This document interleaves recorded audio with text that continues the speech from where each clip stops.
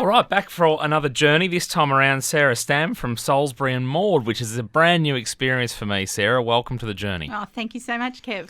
Now, this is all from scratch. As I said, brand new experience. Until this moment, have not seen or heard about you, and that's what I love about these journeys. You get to hear the unearth the story of our region, I guess, and always start with the heritage to the area. Tell me a bit about your story. Well, my mum and dad, they moved around a lot. My dad was working with a veterinary supplies company. So I have a brother born in Gundawindi. I have two sisters born in Melbourne.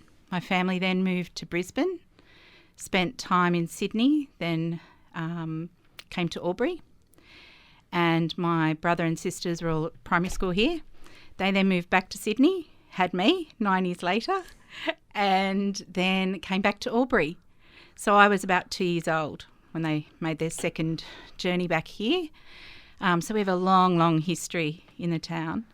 I went to preschool at Albury Preschool. I went to St Patrick's and I went to Xavier High School.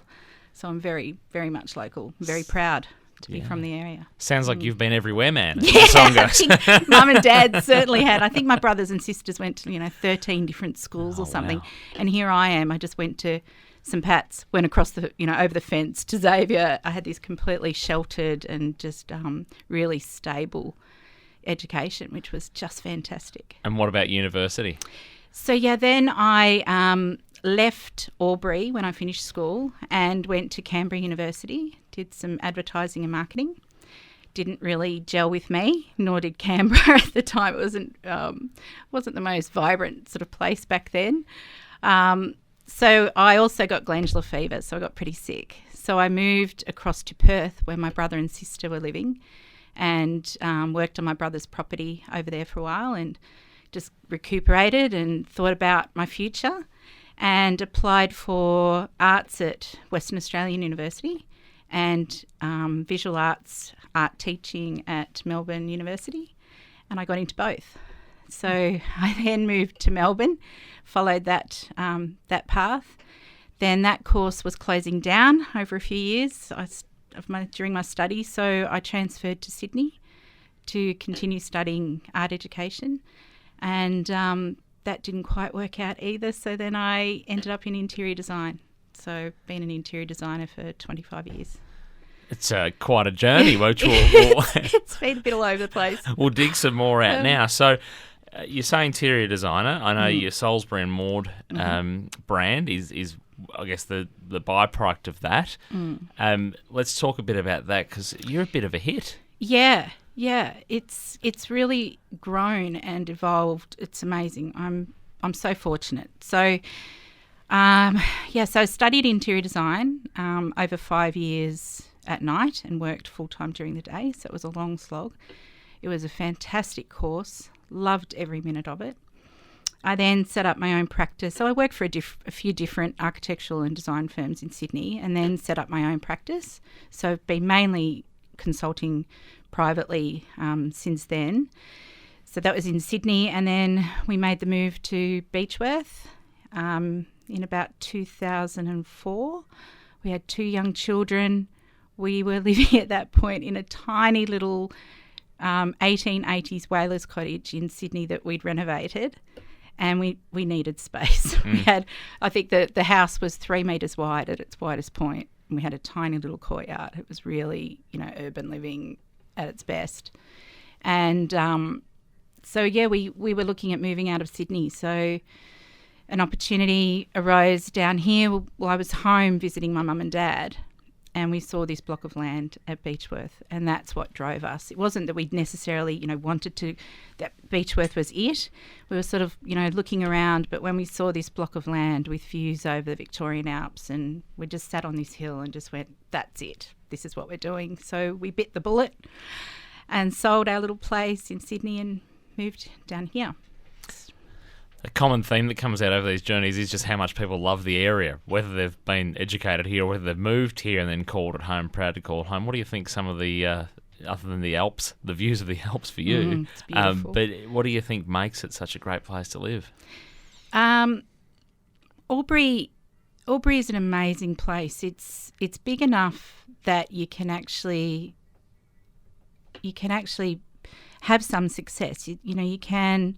There's a market here, so you can, especially in interior design, there was enough people here that I could make a go of it. But yet it's still small enough that you still have country people values and country people attitudes.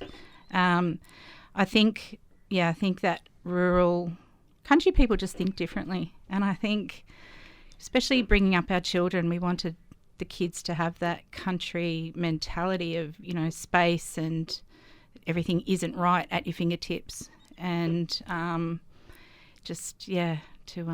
be able to explore and have those beautiful downtimes out in the mountains, as you say. The landscape, you cannot beat the landscape. And I've listened to a lot of the previous podcasts, and I know a lot of people that you've interviewed have said how beautiful the landscape, the surrounding landscape of our region is, and it is undoubtedly one of the most beautiful pockets of Australia. And it's all at your fingertips. All at your fingertips. It's all accessible. Yep.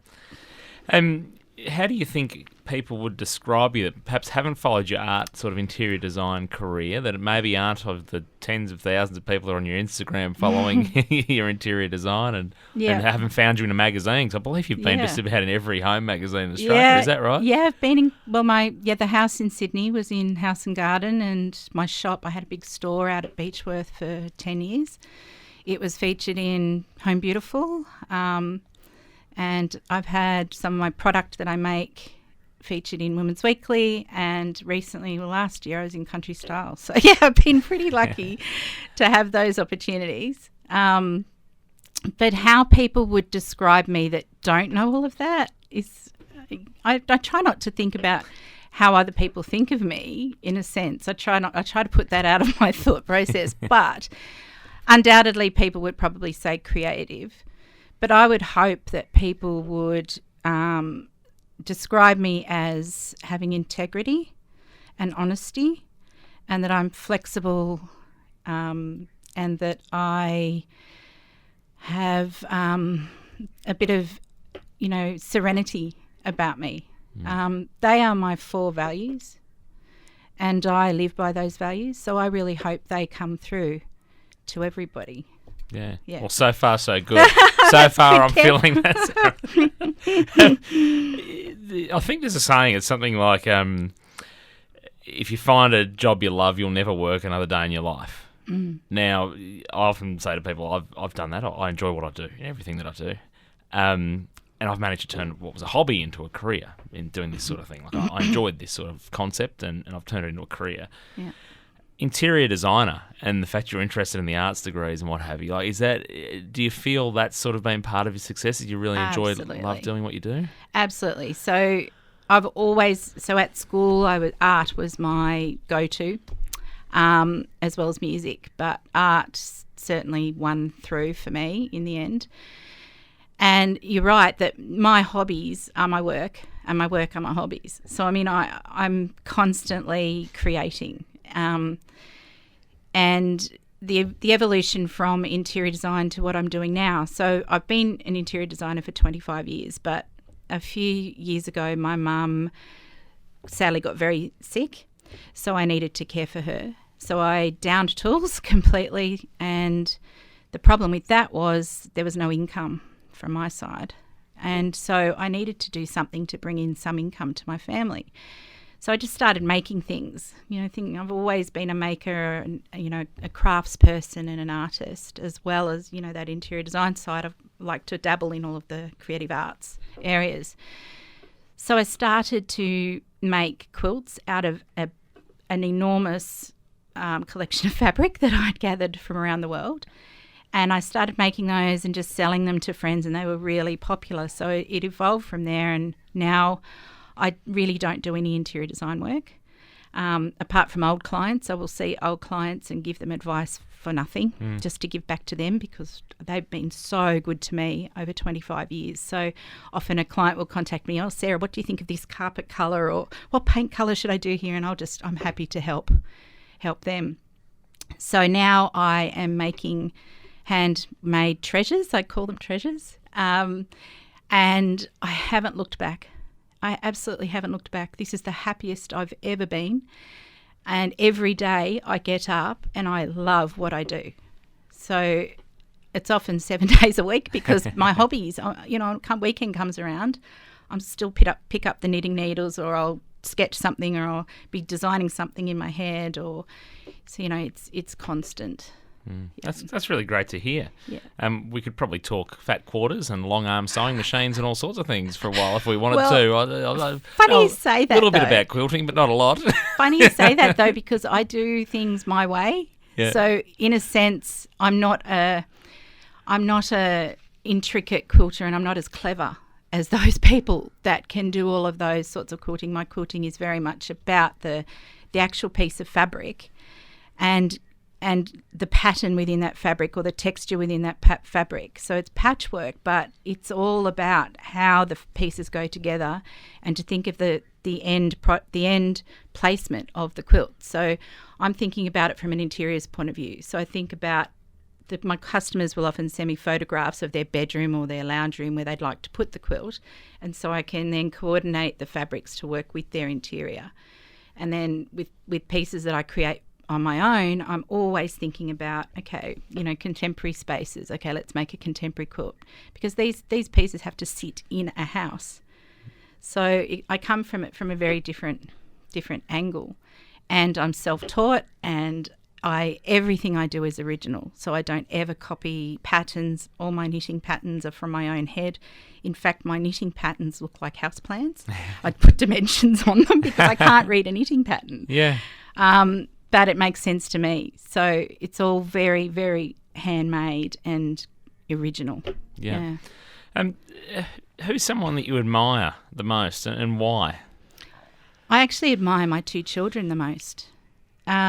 I have my son is nearly 18, my daughter's nearly 20. And for the latter part of my daughter's high schooling and my son's entire high school journey was in Christchurch, New Zealand, at a boarding school. My son, he was awarded a music scholarship at a beautiful school in Christchurch, and my daughter came along with us as he was touring this school, and she looked at us and said, "Oh, can I go here too?" And we thought, well, Monty's got a scholarship, we probably can send you. So Tilly went as well. So we were empty nesters much earlier than we'd ever anticipated. But it's their resilience and their ability to be independent. They travelled on their own. Monty was 12 when he started travelling to New Zealand, so year 7, until he was in year 9. And they travelled together alone. They did the whole customs, everything on their own. They lived over there without knowing anybody, just in their boarding house. They've been independent learners. They don't have us there to ever say, "What are you doing? What project have you got on?" Or it was all them. They've completely studied independently on their own, and I admire them greatly. It's interesting because if you compare the expectation on today's youth versus, it wasn't uncommon for an 8-year-old to be sent to the city of Melbourne to go to boarding school, and they'd walk around the streets and figure themselves out and find their way in the world. And that's it. We've been fiercely proactive in ensuring our kids are independent and able to think on their own 2 feet. Having said that, I don't know that any parent ever thinks they're going to send their children to another country. Yeah. It really was a huge step, but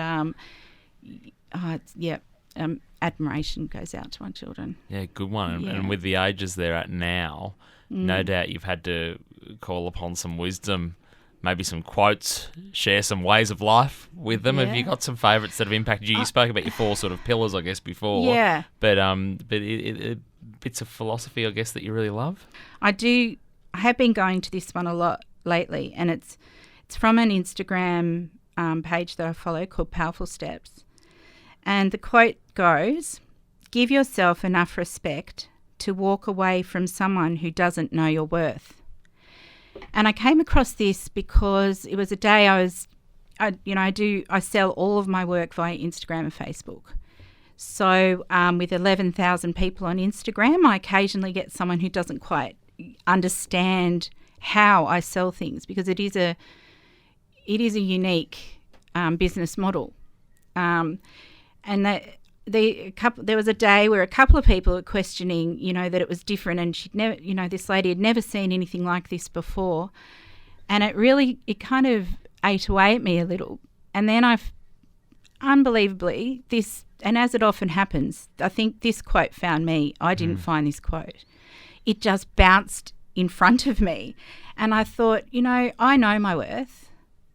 I know my values. I know that I'm an honest person, and I understand my business model and it works for me. So I don't need to explain things to this lady. I don't really need to, get into it with her and try and change her mind. All I need to do is just quietly step away. And that is just, I've, been looking at that almost daily since, thinking that is such a great quote for someone who's a busy person who believes in what they're doing. And then the other quote, well, it's a mantra that I say to myself every morning. And it might be a good one for you too at the moment. I know how busy you are, Kev. But I get up every day and I say to myself, whatever I can get done today is enough. Because I know my threshold. I know how much I can achieve. And if it doesn't work for others, if I haven't done enough for everybody else, too bad. Yeah. I know what I can achieve, and I'm happy with what I achieve on a daily basis. And that's helped me get through those really busy times, because my business is crazy busy. I rarely have a downtime, which is fine, because I'm in that. I'm willing to work really hard at the moment. I'm dedicated to doing that for my family and for me personally. But yeah, you've just got to understand what your threshold is. Stick with it. Yeah, the most brilliant part about both of those is they haven't been mentioned yet. Yeah. In 3 years of the journey. Yeah. Nobody has mentioned that yet. Yeah. So and it's quite often you're right. The right one finds you at the right time. And Absolutely. You go, there you go. Yep. That's it. Biggest achievement in life so far? It's always tough with this question because parents will naturally gravitate towards the children. But sometimes there's self-satisfaction as well. But it's completely up to you. What do you think the biggest achievement is? I was going to say that I have watched so many of these interviews, and I was going to say you could probably guess exactly what I'm going to say, because without doubt, it is becoming a parent. There's no other job like it on earth. It's the hardest and the most rewarding job you'll ever do. Yet, I guess personally, in terms of my business, it would be that I have created my business myself. I don't have a business background. I don't have a marketing degree. I don't have, I didn't have a lot of capital behind me. I've created it from scratch, and I've managed to evolve over time. I think I've pivoted a long time before COVID even happened. I've pivoted many, many times, and I'm very proud also that my business now is just me. So I often talk in my posts about my life and my life living in the country and being a proud, Northeast Victorian and regional, south of New South Wales. I grew up here. I'm very proud of that, and I bring that into my stories. But the most important aspect is that everything I create is me. So every post, every comment, every liaison with a customer, every photograph, every pass of the hot iron, every stitch, every colour choice, it's all me. And I'm intensely proud of that. I think I could have grown. I think every business gets to that intersection where you think, will I expand? Will I bring in other people? And I haven't. I've remained a company of one, and I'm really, really proud of that achievement. That's good. Sliding door moments, forks in the roads. You've had some of them without your choice, obviously, but listening to childhood and what have you, and growing up. But you've also made some yourself in adult as you've been a parent yourself. But how do you go with them? Is there any decisions you'd change or opportunities that you thought could have gone that way? What would have happened? Or there's one that is right at the forefront of my mind, and that was when I spent time in Western Australia, recovering from glandular fever and working on my brother's property, catching up with my sister who also lived there, or does still live there. And I applied for the two courses. So I applied for university in Perth and university in Melbourne, and I got into both courses. And I literally had to decide, would I stay in Perth, would I go there? And there's a big gap between Perth and Albury or Melbourne, it's a lot of distance. And one of the factors was I thought, well, if I'm in Perth, I can't just jump on the train and go home to Albury to see mum and dad. You know, it's a very isolated place. Whereas if I'm in Melbourne, I can still get home to see mum and dad. So I decided to go to Melbourne. And, you know, I don't think you ever regret the decisions you make because it gets you to where you are today. But I do sometimes, you know, wonder, you know, if I'd taken that other path, where that may have led me. Who knows? Yeah, valid point. Was that a tough decision? Sometimes we talk about tough decisions on the journey. Have you got? It was tough, although my sister, who was in Perth, ended up studying in Melbourne as well. So the two of us thought, well, we may as well both be in Melbourne and live together. And so in the end, little factors like that, I guess you weigh up the pros and cons, and it made more sense for me to go to Melbourne. But you know, I was young enough that it really, you know, as you get older, decisions weigh on you so much more. When you're young, it's so easy to sort of, oh yeah, I may as well just go to Melbourne. You know? No dependence, no, you know. So yeah, the choice is yours. Yeah. What's the best thing that's ever happened to you? The best thing that's ever happened. Well, meeting my husband was great. That was a pretty amazing moment in Sydney. Meeting him, he's still my best friend. But the other great thing that's happened in my life was probably would have been 2016. We took our kids to Europe. That was big. That was a big outlay. That was, you know, huge. But we really wanted to give them that travel experience. And as it turns out, with their experience in being in New Zealand, it's probably why they adapted so well to going to school in New Zealand, because they'd had this overseas experience. But what we did was we leased a car. We packed, each of us had camping gear in each of our suitcases. So we had tents and sleeping mats and our trangia, our cooking oven, and all our camping gear. And we gave the kids a paper map, a great big paper map, no digital. They actually didn't take their phones with them. We left them in Australia. And we asked them to get us from Paris to Rome. And they navigated the way. So Monty would have been probably, I think, 12 until he was about 14. Wow. And it was unbelievable. It was the best thing. And, you know, as a family, our memories and, you know, we certainly did it on the cheap, because camping, it's such a great way to travel. And it's, you know, Monty would meet a boy from Germany in a campground one night and a boy from Spain the next night, and we bought a little soccer ball, and he just kicked the ball with boys from all over the world every day, because it's an international language. Yeah. So what it taught us and the things that we saw, and yeah, wow, that was a journey. Yeah. Go back in time a little bit further to when you were a child. What did you think you were going to do? What did you think that career was going to be, or what you might become? Well, I think I can remember it being in art in Year 9. I remember sitting there thinking, this is it. This is what I'm going to do. I'm going to be in the creative world somewhere. I'm going to fit somewhere. But I think I had hopes of doing architecture, but missed sort of career advice, I think, and maybe certain, you know, advisors thought my maths wouldn't be strong enough. But, you know, in the end I did general maths, but I did really well at it. And having done interior design, which, you know, now my course is called interior architecture. So, you know, we do the decorating side, but we're very much structural and architectural, but internally. So having studied that, I now know I could have well and truly done architecture, and I probably should have. But yet, you know, interior architecture was, you know, another great field as well. Yeah. The benefit of hindsight, it's always 2020, or that's not the greatest number to use after COVID, but we'll get to that in a minute. Hindsight, anything that you would have told a younger you? I probably would have told a younger me that there are going to be bumps in the road, there are going to be twists and there are going to be turns, but it's those bumps that make us more resilient, and, you know, that's what defines us, are those tough times.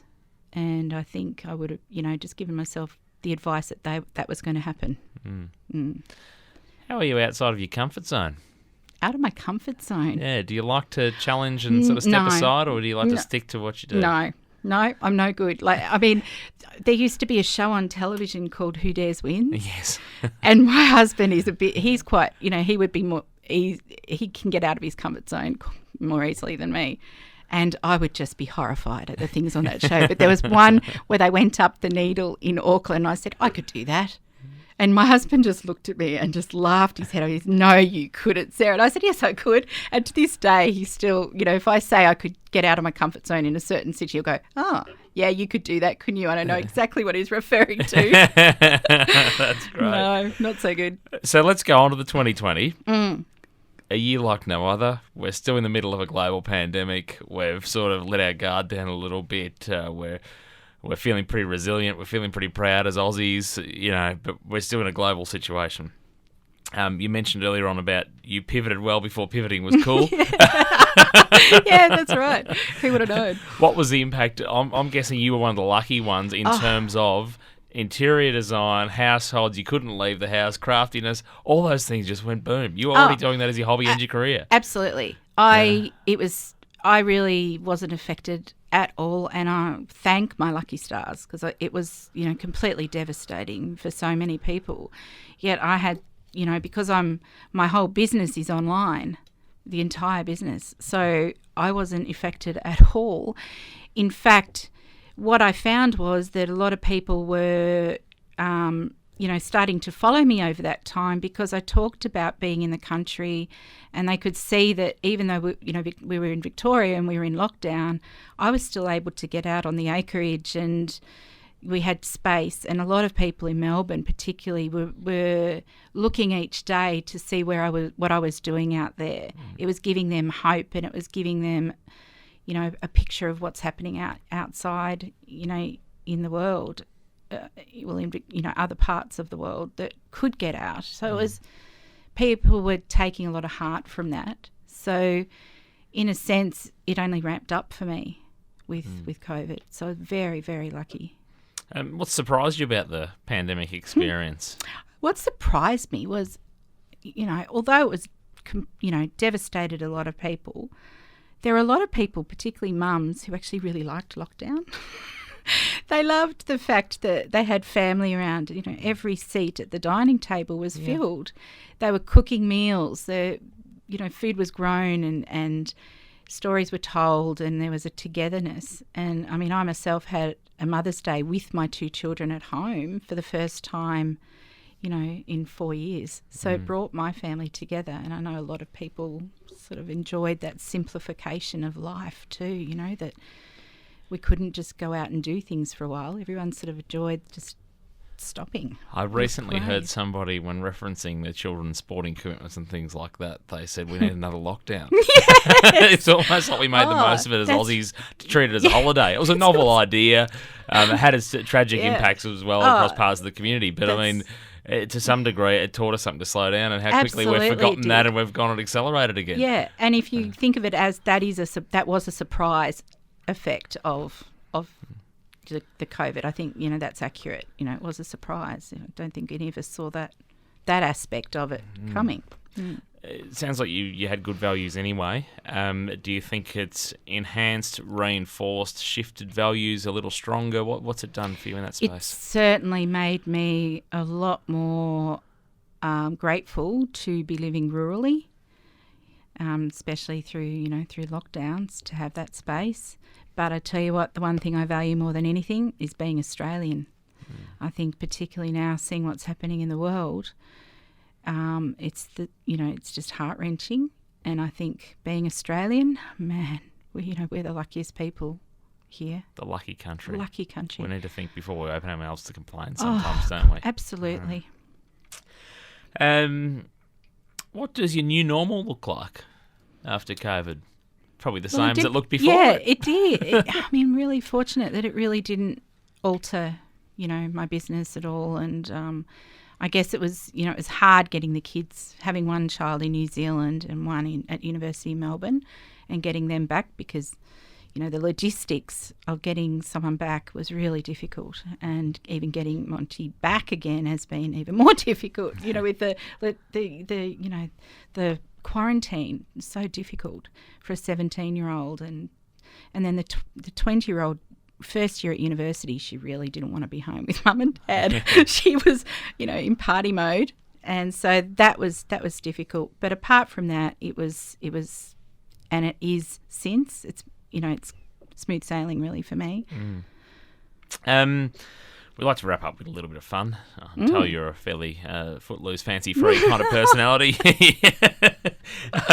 Oldie but a goodie. You're able to invite 3 people to a dinner party. They can be alive or dead, like at this present time. So if you want to bring someone back, that's perfectly okay. Who would they be?